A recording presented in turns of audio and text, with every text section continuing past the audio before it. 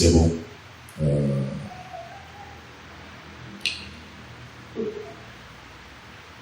Ouvrez la Bible. Nous sommes dans 2 Timothée chapitre 3. 2 Timothée chapitre 3.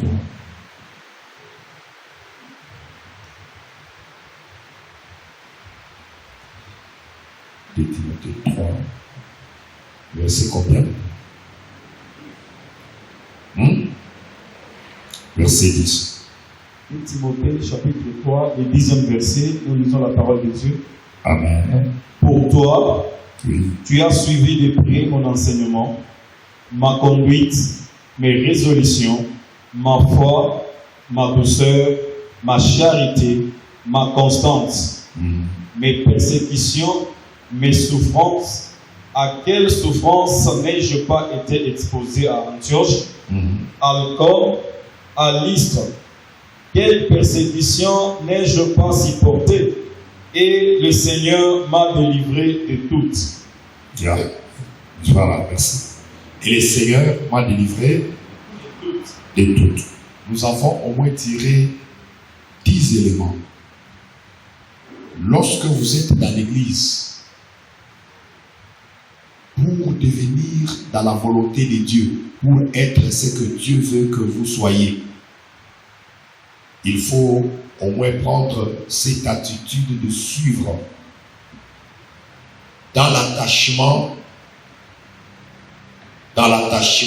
à Dieu, dans l'attachement à l'homme de Dieu et à l'attachement à la famille de Dieu. 3 attachements. Le premier attachement, lorsque Dieu t'appelle au salut, lorsque tu deviens enfant de Dieu, il y a des choses, les choses auxquelles tu dois être attaché. Le premier attachement, c'est l'attachement à Dieu. Tu dois t'attacher à Dieu de tout ton cœur. Lorsque tu t'attaches à Dieu, Dieu te donne la vie. La Bible dit, celui qui me cherche me trouve. Amen. Hein? La Bible dit, revenez à moi, moi aussi je reviendrai à vous. Lorsque vous vous attachez à Dieu, comme Dieu est l'auteur de la vie, Dieu va vous donner la vie. Lorsque vous vous attachez à Dieu, vous vous attachez à Dieu en s'attachant à Jésus. Quand je parle de Dieu, je parle de Jésus. Jamais renier Jésus. Quelles que soient les circonstances de la vie, il ne faut jamais renier Jésus. Il ne faut jamais renier Jésus. Quelles que soient les circonstances, quel que soit le problème que vous direz trouver, il ne faut jamais renier Jésus. Il faut s'attacher à Jésus. S'attacher. S'il faut perdre du travail à cause de Jésus. S'il faut mourir, meurs à cause de Jésus. C'est le prix à payer. Notre vie, celui qui est en Christ n'a pas sa vie. Celui qui est en Christ, sa vie est une offrande pour Jésus. Alléluia. Voilà pourquoi nous sommes appelés à mourir pour la cause de Jésus. À mourir pour Jésus. Si telle est la volonté de Dieu, nous devons même mourir parce que nous savons que mourir à cause de Jésus n'est pas une mort en soi, mais c'est un moyen d'entrer dans la présence totale de Dieu. Amen. Non? Voilà. J'ai suivi une maman là, je ne sais pas c'est dans quel pays, une maman, une dame, je ne sais pas, elle a terminé les études, elle devrait maintenant prêter serment dans un pays où il y avait, je ne sais pas si c'est 3 religions ou des religions, il y avait les musulmans, il y avait les chrétiens et autres, je ne sais pas, mais en suivant cette vidéo-là, j'ai cette maman-là, nous sommes en train d'entendre ce que vous parlez là. Cette maman, elle devait prêter serment. Elle lève la main pour prêter serment et elle a dit au nom de Dieu Tout-Puissant. On lui a dit, chère dame, il faut dire au nom d'Allah. Elle a dit, je ne peux pas prêter le serment au nom d'Allah. Je vais prêter serment au moins au nom de Dieu Tout-Puissant. Il dit non, toutes les religions se sont entendues qu'on doit prêter serment au nom d'Allah. Et il dit non, je prête au nom du Dieu Tout-Puissant. La première fois, elle a dit au nom de Jésus. Lorsqu'on a refusé, elle change, elle dit au nom du Dieu Tout-Puissant. Et on a refusé. Il dit donc si tu ne veux pas prêter serment au nom d'Allah, tu n'as qu'à sortir. Elle dit merci. Vaut mieux sortir que de prêter serment. Voilà. Elle a tout gâché. Elle a tout laissé à cause de Dieu. Il faut s'attacher. Même s'il faut perdre quelque chose de valeur de ce monde, nous savons une chose, que toute chose valeureuse sur la terre est passagère. Rien ne demeure. Toute chose sur la terre est passagère. Tu peux prêter serment aujourd'hui en régnant Jésus, mais après 24 heures, tu meurs. Ça va t'amener où? Alléluia. Amen. Tu peux refuser Jésus à cause d'un papa qui a l'argent. Mais une fois être marié, ce papa-là meurt. Ça va t'amener où? Tu peux laisser Jésus à cause d'un travail, mais après, juste être engagé et l'entreprise fait naufrage, fait faillite. Ça va t'amener où? Tu vas perdre ton âme et tu ne vas rien gagner. Alléluia. Amen. Le premier attachement, il faut s'attacher à Dieu. Quelles que soient les circonstances, n'abandonne pas les Seigneurs. Même s'il faut demeurer célibataire à vie, demeure célibataire à vie. Vaut mieux aller au paradis seul que de retrouver dans l'enfer à beaucoup. Alléluia. Que de te retrouver dans l'enfer accompagné.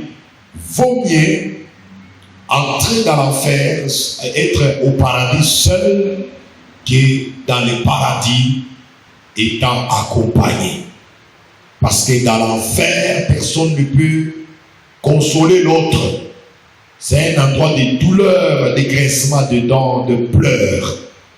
Mais lorsque vous êtes au paradis, tu auras quand même les animaux. Tu vas en profiter, tu vas jouer même avec les lions. Tu joues avec les léopards parce qu'ils n'auront pas la rage. Alléluia. Ils n'auront pas la rage contre toi. Ils ne seront pas féroces envers toi. Parce qu'au paradis, il n'y a pas de péché, il n'y a pas la mort, il n'y a pas de douleur, il n'y a pas les graissements de dents, il n'y a aucune pleur, il n'y a aucune arme. Alléluia. Alors, voilà pourquoi je disais, le premier attachement, nous devons nous attacher à Dieu. Même si tu es en dehors de l'église, loin du pasteur, tu te retrouves seul dans une chambre où on te propose beaucoup d'argent, n'accepte pas l'argent en refusant, en réunion les seigneurs. Il faut s'attacher à Jésus. Amen. Amen. Le deuxième attachement, c'est s'attacher à la famille de Dieu. S'attacher à la famille de Dieu ou à l'église. Nous sommes le corps du Christ, que personne ne puisse te dévier. Quelles que soient les circonstances de la vie. Ne quitte pas la famille de Dieu, ne quitte pas la famille, ne quitte pas l'église. C'est très important. Parce que c'est notre mère. L'église est notre mère. L'église est notre maman. C'est par elle le Seigneur est en train de nous nourrir. C'est par elle le Seigneur est en train de nous former. C'est par elle le Seigneur est en train de nous conduire. Bien qu'il y a le Saint-Esprit, mais le Saint-Esprit aussi travaille. Dieu, notre Père, il travaille avec l'église et nous sommes en sécurité dans la famille. Lorsque tu quittes la famille de Dieu, tu seras exposé au diable et exposé aux attaques sataniques. Amen. Non? Donc il ne faut jamais quitter l'église. Voilà pourquoi la Bible dit dans Psaume 100 combien 33. Qu'est-ce que la Bible dit? Il est beau et agréable, frères et sœurs, de demeurer ensemble. N'accepte pas de te détacher de l'église. Il est beau, il est bon. Si Dieu peut dire qu'il est bon, c'est que réellement c'est bon. Amen, non? Donc réellement c'est bon. Si la Bible dit qu'il est bon et agréable, donc réellement c'est bon, c'est beau, c'est agréable. Alléluia. La Bible dit, oui. Voici où il est agréable. Il est doux pour les frères de demeurer ensemble. Donc il est doux aux frères et sœurs de demeurer ensemble. Voilà. Merci. Le dernier verset. C'est là que c'est comme l'huile précieuse qui est répandue sur la tête. Dernier verset. C'est comme la rosée de Aaron qui descend sur le montant de Sion. Car c'est là que l'Éternel envoie la bénédiction, la vie pour l'éternité. Voilà. Amen. Donc la vie de Dieu, Dieu répand sa bénédiction sur la famille. Dieu répand la bénédiction dans une famille, d'église, dans l'église, sur son corps. Dieu répand sa bénédiction et la vie. Lorsque tu quittes la famille de Dieu, lorsque tu te détaches de l'église, c'est que tu te détaches de la bénédiction, tu te détaches de la vie. Voilà pourquoi lorsque tu es dans une famille d'église, la famille réelle de Dieu, il ne faut pas voir ton frère et ta soeur, mais il faut voir la vie, il faut voir la bénédiction au sein de la famille. Alléluia. Voilà. Il faut voir la vie. C'est comme chez vous. Il y a ta soeur, il y a ton frère. Mais lorsque tu te retrouves en dehors de ta famille, tu ne verras pas d'abord Yacho. Tu ne verras pas d'abord Yakayakez. Non, tu verras d'abord la famille. C'est là qu'il y a la vie. C'est là qu'il y a la vie.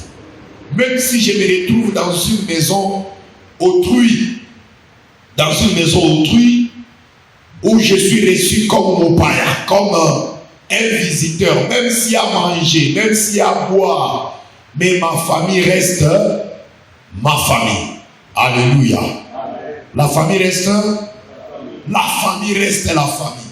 Quelle que soit la vie de cette famille-là, la famille reste la famille.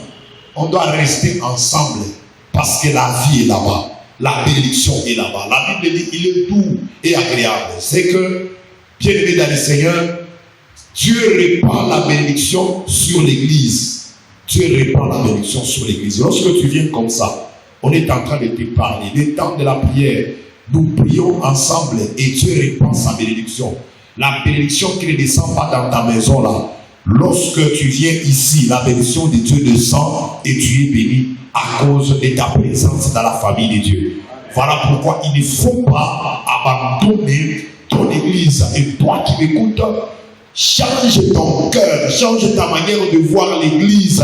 C'est la famille de Dieu, c'est là que Dieu répand sa bénédiction. Et Dieu a donné des conseils à ceux qui se détachent, qui ont l'habitude de se détacher de l'église. Tu fais 1 mois sans venir à l'église, 2 mois sans venir à l'église. Écoute les conseils de Dieu, les conseils du Tout-Puissant. C'est ce qui me fait encore peur et qui m'inquiète lorsque je regarde, j'analyse ces versets. Hébreux chapitre 10, verset 25. Hébreux chapitre 10, verset 25. C'est un verset aussi.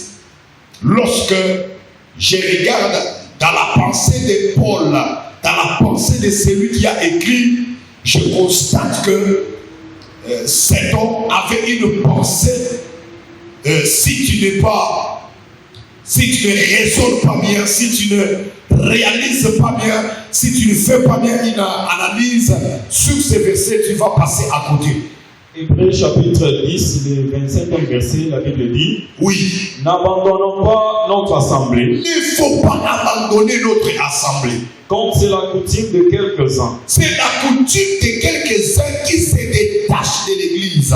Mais exhortons-nous réciproquement. Encourageons-nous, exhortons, encourageons-nous.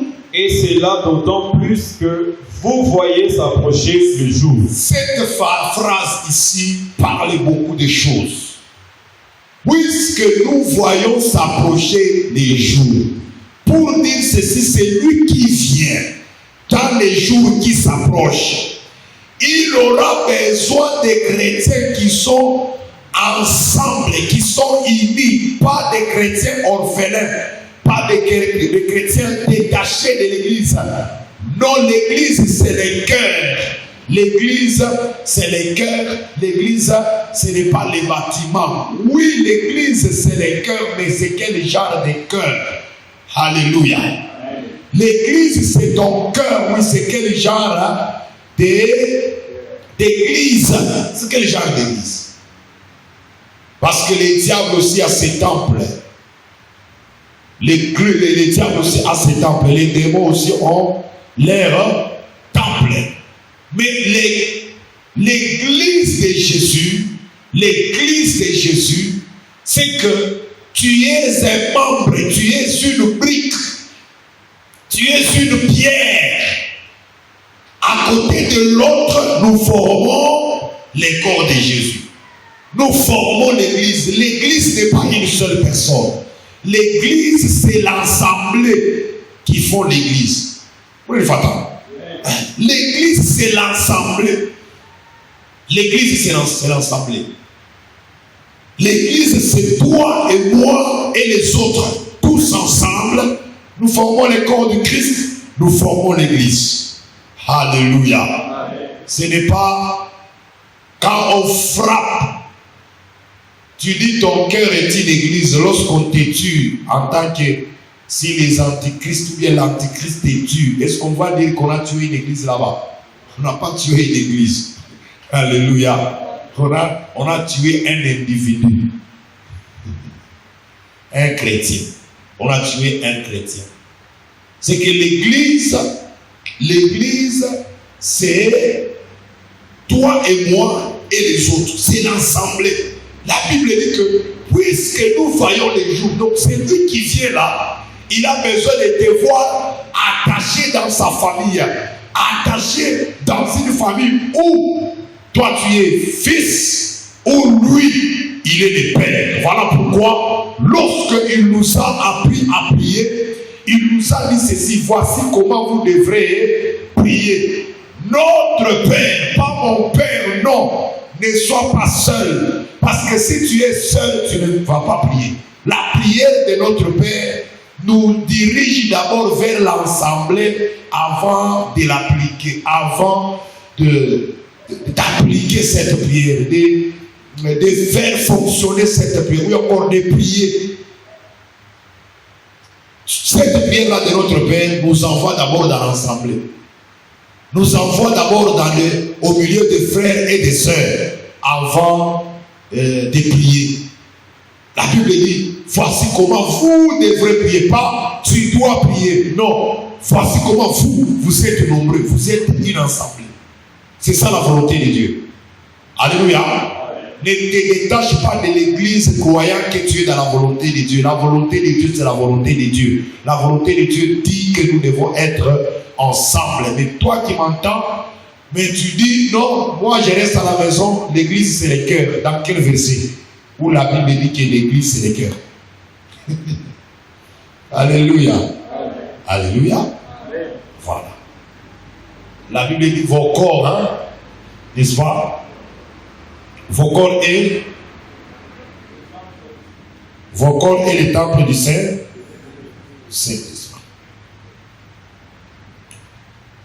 C'est bon. Donc, le troisième attachement. Troisième attachement, c'est l'attachement à l'homme à l'homme de Dieu. L'attachement à l'homme de Dieu. L'attachement à l'homme de Dieu. Très important. Voilà, quand on lise Galates et Hébreux, Éphésiens plutôt, chapitre 4, versets 10, 11, 12. Éphésiens chapitre 4, le 10e verset, la Bible dit, c'est lui qui est descendu, c'est le même qui est monté au-dessus de tous les cieux, afin de remplir toutes choses. Et il a donné les uns comme apôtres, les autres comme prophètes, les autres comme évangélistes, les autres comme pasteurs et docteurs. Verset 12. Pour le perfectionnement des saints en vue de l'œuvre du ministère et de l'édification du corps de Christ, parole du Seigneur. Parole du Seigneur. Donc tu as terminé juste 12. Ah, j'ai dit seulement 10 à 12. 10 à 12, hein? Oui. Voilà. Donc, on va continuer. Qu'est-ce que la Bible dit ceci? Qu'est-ce que la Bible dit ici? La Bible dit que nous avons, Dieu nous a donné des pasteurs, et selon notre cours, nous sommes en train de parler de pasteurs, des saints communistes de la parole comme des entraîneurs. Nous sommes des entraîneurs. Nous prenons ce que Dieu a planté, nous recevons dans l'église de semences et nous faisons quoi? Nous plantons cette semence-là, nous arrosons cette semence-là afin que l'arbre puisse pousser. C'est ça le rôle des hommes de Dieu, des saints ministres de la parole. Nous sommes des entraîneurs. Un entraîneur ne donne pas la semence. Un entraîneur entretient la semence. Alléluia. Un entraîneur fait quoi? Entretient la semence. Tu viens, tu as les dons, tu as la capacité de jouer, mais tu n'es pas meilleur. Je viens, je te rends meilleur. Je te rends meilleur. En tant qu'encadrant, pendant que tu n'as pas encadré, pendant que tu n'as pas entraîné, c'est pour que tu commences encore à mieux jouer. Ça, voilà le rôle de l'église. Et le rôle plutôt de pasteurs, des apôtres. Ils viennent, ils vous reçoivent comme des semences, ils vous plantent, ils arrosent, et puis c'est Dieu qui fait croître. C'est Dieu qui fait croître. Moi, Paul, j'ai planté, Apollos a arrosé, et c'est Dieu qui fait croître. La semence, c'est vous. Dieu vous a appelé, Dieu vous a créé, il vous a introduit dans le monde comme une semence. Maintenant, vous devrez avoir un homme de Dieu qui doit vous planter, qui doit vous arroser, afin que vous portiez des fruits. Maintenant, la Bible dit qu'il a envoyé, il a donné en don les apôtres, les évangélistes, les docteurs, les prophètes, pour le perfectionnement des saints. Perfectionner, je vous avais dit l'autre fois que quand on parle de perfectionner, ça ne veut pas dire être parfait. Non, dans le sens de la nature. La nature, comme si l'exemple d'être saint. Je suis saint et je suis parfait. Pas dans ce domaine-là. Ce n'est pas une question de la nature. C'est un terme dont la Bible utilise, que la Bible a utilisé sur le plan professionnel, sur le plan ministériel de l'Église, sur le plan du travail. La Bible dit pour le perfectionnement des saints en vue de l'œuvre du ministère. Oui, Fatama. En vue de l'œuvre de quoi? Du ministère. C'est-à-dire, s'il n'y avait pas le ministère, Dieu ne devrait pas envoyer les apôtres, les saints ministres pour vous perfectionner. Oui, c'est vrai, la Bible dit, soyez parfaits comme votre Père est parfait. Ça, c'est autre chose. Ça, c'est la nature, ta manière d'agir. Alléluia. Mais ici, dans Éphésiens 4, on parle du service. Je vais vous donner un verset qui va confirmer ce que je suis en train de parler. Timothée, le même troisième que nous avons, le chapitre 3 que nous avions lu. Chikia, ça parlait. Lorsque vous avancez. Timothée, chapitre 3. Nous avons lu 40e verset. Nous avons lu 10e. Écoutez. Commence d'abord avec le verset 10. Et puis je vais lire. La parole de Dieu dit, pour toi, tu as suivi de près mon enseignement. Tu as suivi de près mon enseignement. Ma conduite, mes résolutions, oui. Ma foi, ma douceur, ma charité, ma constance. Verset 11, mes persécutions, oui. Mes souffrances. À quelle souffrance n'ai-je pas été exposé à Antioche, à Icône, à Lystre?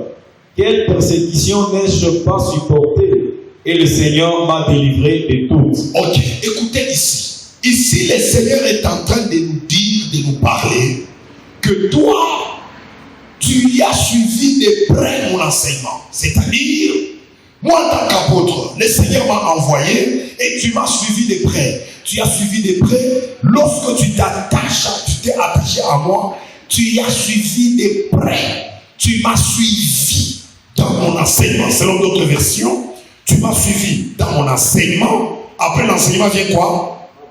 Ma conduite.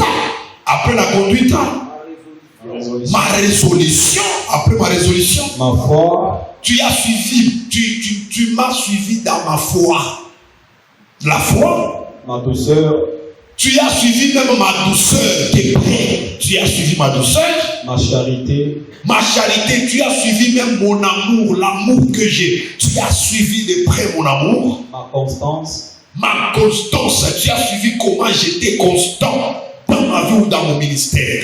Mes persécutions. Mes persécutions. Tu as suivi comment j'ai été persécuté. Tu l'as dit des fois. Depuis qu'en vie t'as sans raison, tu m'as suivi de près.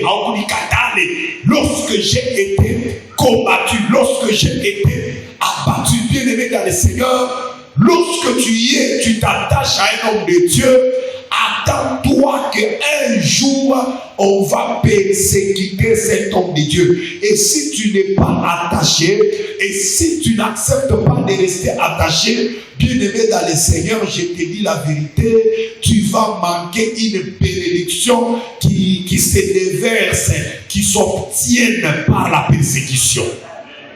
Alléluia. Amen. La persécution veut dire quoi? La persécution, c'est quoi? C'est un combat, une attaque injuste, violente, sans raison. Alléluia. C'est un combat. C'est un combat. C'est l'attaque. C'est une attaque violente, injuste. Alléluia. On te combat injustement. Lorsque tu es attaché à un homme de Dieu, un véritable homme de Dieu, attends-toi toujours qu'un jour, on va les persécuter. Alléluia. Si tu n'as pas le cœur de supporter les persécutions auprès de l'homme de Dieu, c'est que tu n'as pas de place, tu ne mérites pas de suivre cet homme de Dieu-là. Donc tu ne mérites pas sa bénédiction. Quand je parle de la bénédiction, je vois la bénédiction de Dieu que Dieu va donner à son peuple à travers lui. Alléluia. Quand je parle de la persécution, ne vois pas d'abord la maladie. Ne vois pas où on viendra. On parlera de mal de votre pasteur un jour. On parlera de mal. Le diable va l'attaquer dans tous les domaines de sa vie.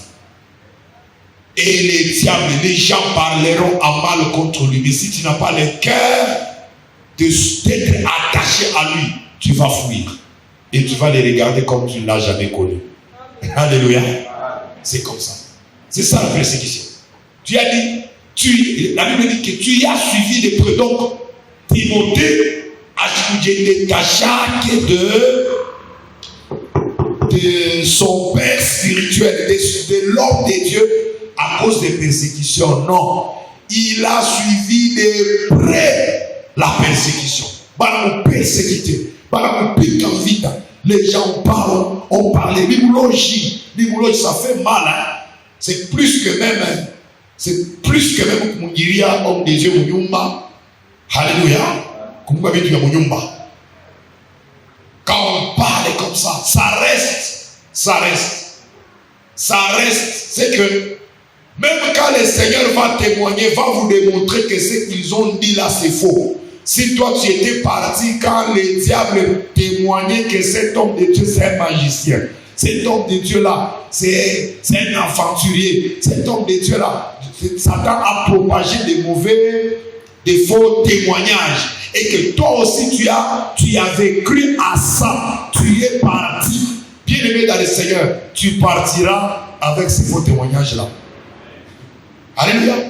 Voilà pourquoi, bien aimé dans le Seigneur, lorsque tu suis un homme de Dieu, sache une chose, qu'il y aura toujours un moment où on va dire que toi celui-ci est un Belzéboul.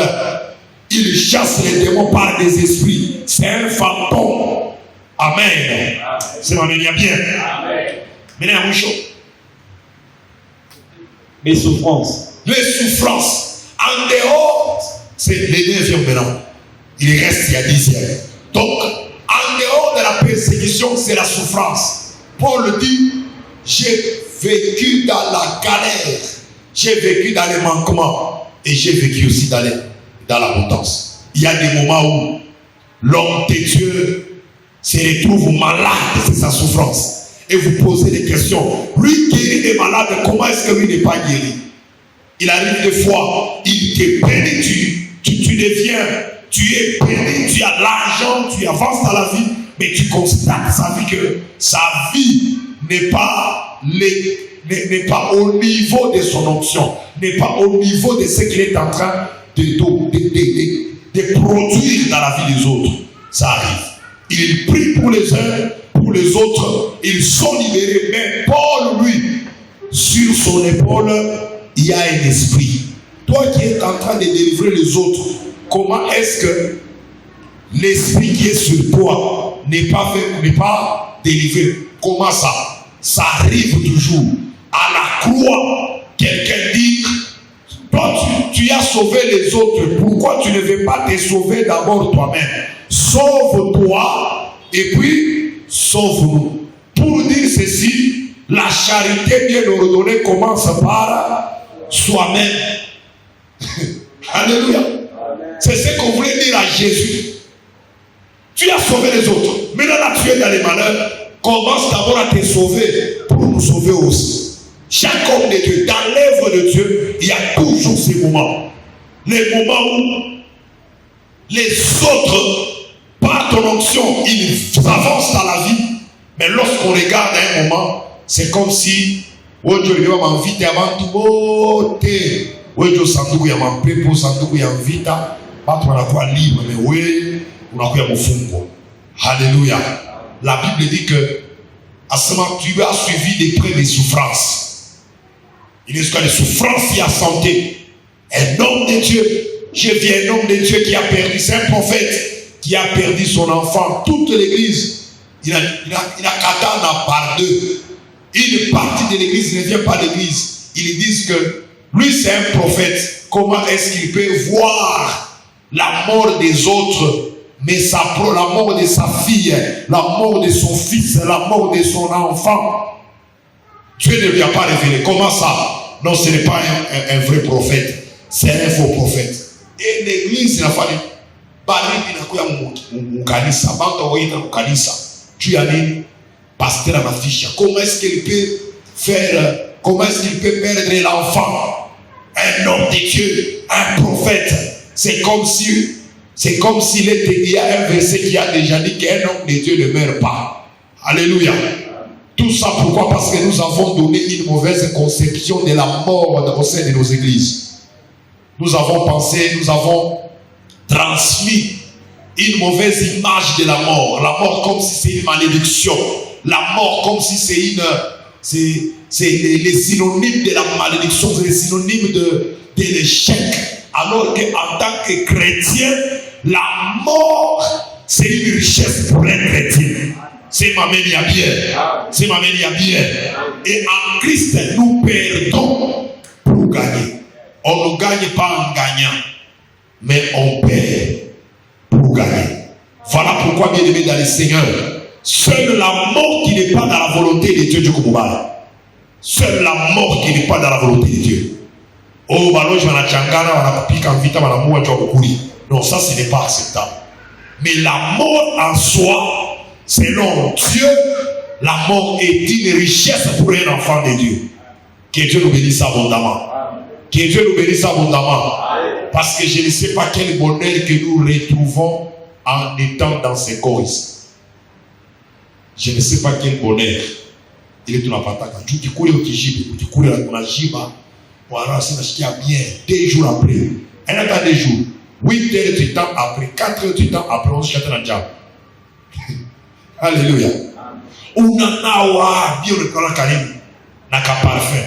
Nous n'avons qu'à bien. 24 heures après, 44 heures du temps après, on a ça comme un kabouchaf. Alléluia. Je ne sais pas quel bonheur que vous tirez en vivant sur la terre. Voilà pourquoi Paul dit, j'ai hâte d'aller dans la présence de Dieu. Mais si c'est rester dans le corps pour accomplir la volonté de Dieu, donc il faut que je reste pour accomplir la volonté de Dieu. Donc nous vivons dans le corps pour accomplir la volonté de Dieu. En dehors de la volonté de Dieu, bien aimé dans le Seigneur, il n'y a pas le bonheur de rester dans ces corps ici mortels. Au moins notre corps. Les corps que nous aurons là auprès du Père.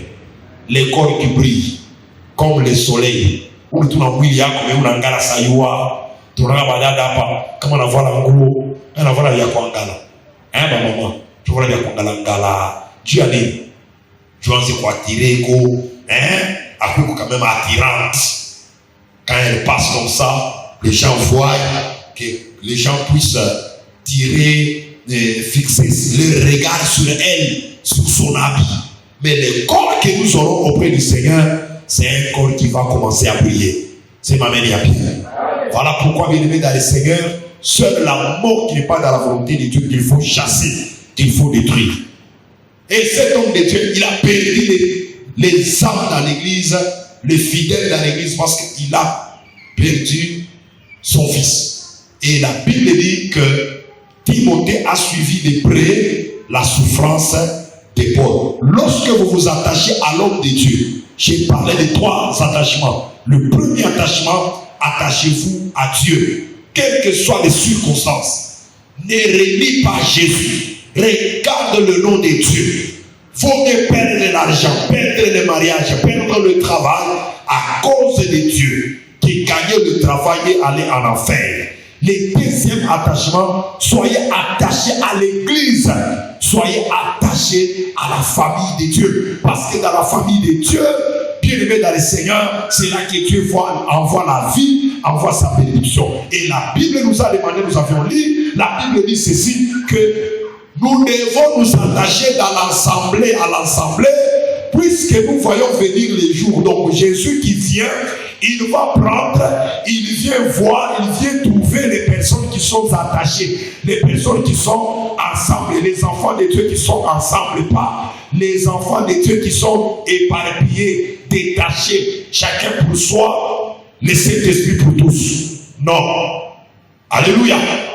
Et le troisième attachement, il faut s'attacher à l'homme de Dieu, au serviteur de Dieu. Et quand tu t'attaches à l'homme de Dieu, attache-toi et non pour manger. Attache-toi à lui et non pour qu'il te donne je ne sais pas quoi. Attache-toi pour en s'attachant, en le suivant. Quand tu le suis, qu'est-ce que tu vas suivre de près? Tu t'attaches, 1, à son enseignement. 2, tu t'attaches à sa foi, tu t'attaches à son amour, tu t'attaches à sa constance, selon 2 Timothée chapitre 3, verset 10e. Maintenant, nous allons lire 16e verset, toi tu parles. C'est là que je vais la terminer. Ce que je vous avais dit, nous devons lire quelque chose d'importance. 2 Timothée 3, jusqu'à verset 6, verset 16e. Verset 16e. Alléluia. Alléluia. Tu n'as pas combien de versets? 2 versets, hein? Éphésiens, Nanini. Il ne faut pas oublier. Dans Éphésiens 4, 12, verset, pour les perfectionnements des saints. Pour les perfectionnements des saints. Donc, Jésus, Dieu a établi les pasteurs pour perfectionner les saints. Éphésiens 4, versets 11 et 12. Pour les perfectionnements des saints. D'accord. Maintenant, je vous avais dit que le verbe perfectionner, ce n'est pas rendre parfait en nature, non. C'est rendre parfait en service. Pour servir Dieu. Qu'est-ce qui va nous prouver? Qu'est-ce qui va nous confirmer? C'est verset 2 Timothée chapitre 3, verset 16e. Chikiasas. Bon, ancien verset 15. Chikiasas. Troisième verset 14. Toi, l'homme, c'est Timothée, Paul parle à Timothée, après l'avoir dit, tu as suivi de près, papa, ma souffrance, tout ça. Maintenant, il dit maintenant, toi, demeure dans les choses que tu as apprises. Mon enfant, à demeurer mon tout cani, quelles sont les choses qu'il a apprises? L'enseignement, la foi, bien tu lui dis ça, bien tu dis souffrance, ya Paul, maintenant, oui, mutoto yangu, Timothée, demeure dans ces choses que tu as apprises. Donc, c'est-à-dire, lorsque tu es dans l'église, apprends la souffrance de ton pasteur, apprends l'enseignement de ton pasteur. Oui, il faut t'aider de près. Qu'est-ce qu'il est en train de t'enseigner? Faut t'aider de près, il m'a dit yaki. Faut t'aider de près, il m'a dit yaki. Ma peine de qu'on a eu douceur yaki, constance yaki, ma teso yaki, fura yaki, mangaiko yaki, ou convivo yaki. Oui, faut t'aider de près. Na kumisho, faut attendre la délivrance. Dieu t'a mouché qui a dit.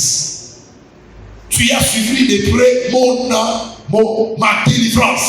Maintenant, lorsque tu as appris ces choses, maintenant Paul dit à Timothée, demeure dans ces choses que tu as apprises. Et reconnu certaines. C'est-à-dire, tu dis,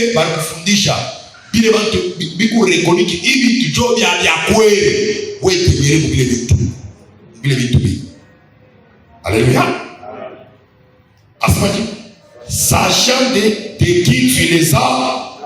Sachant de qui tu les as, on t'apprend les choses de Dieu, mais là, tu connais quelque chose à parce que ton pasteur peut-être n'a pas de cavou, n'a pas reconnu, n'a pas de succès, et que tu as eu une grâce de rencontrer un homme de Dieu populaire qui est connu. Déjà, on a changé ce maintenant. Voilà un père spirituel. Parce qu'il est connu plus que celui qui t'a appris. La Bible dit, Asma, reconnais de qui tu les as apprises. Alléluia. Donc, il ne faut pas avoir honte de présenter ton pasteur. Comme je l'ai toujours dit, c'est lui qui m'a appris les choses de Dieu, en manière de travailler, même les disciplines. Wapang. Alléluia. Wapang. Donc, il est Michel Kouyaka, qui était revenu abondamment. Voilà. Alors, pour terminer, Chikiasas, donc il ne faut pas oublier la personne qui t'a fait quoi? Qui t'a enseigné ces choses-là. Il ne faut pas oublier la personne qui t'a enseigné. 15. Asema, dès ton enfance, tu connais les saintes lettres qui peuvent te rendre sage à salut par la foi en Jésus-Christ. Verset 16. Chikiasas.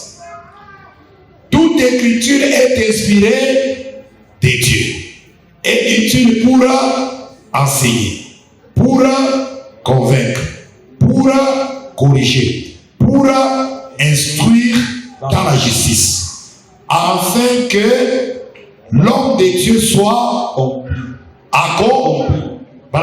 L'homme de Dieu soit accompli et propre à toutes bonnes œuvres. à toute bonne œuvre. Est-ce que tu as une autre version là-bas?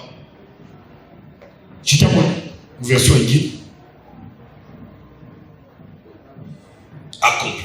Donc c'est-à-dire, les mots ici qu'on a utilisés accompli, c'est les mêmes mots qu'on a utilisés sur les perfectionnements des saints en vie des lèvres du ministère. Tu n'en as pas. Je prends. Bon, une fois trouvé au Tassoma, on a rapidement déjà avec ce que j'ai ici. Chiki, Asama, une parole de vie, hein? Asama, verset 16. Tous les livres saints ont été écrits avec l'aide de Dieu. Ils sont utiles pour enseigner la vérité, pour persuader, pour corriger les erreurs, pour former à une vie juste. Grâce aux livres saints, l'homme de Dieu sera parfaitement préparé. Parfaitement préparé et formé pour faire tout ce qui est bien. King James français, il a sa vie. À ce moment, toute écriture est donnée par l'inspiration de Dieu et utile pour la doctrine, pour convaincre, pour corriger, pour instruire dans la droiture, afin que l'homme de Dieu soit perfectionné. Soit perfectionné. Appuyé perfectionné. Appuyé parfait. Perfectionné et totalement équipé pour toute bonne œuvre. Donc, pour le perfectionnement des saints en vie des lèvres du ministère. Donc, Dieu fait à ce que vous tuiez et Dieu m'a envoyé pour te former, pour te préparer afin de faire des bonnes œuvres, la parole du Seigneur.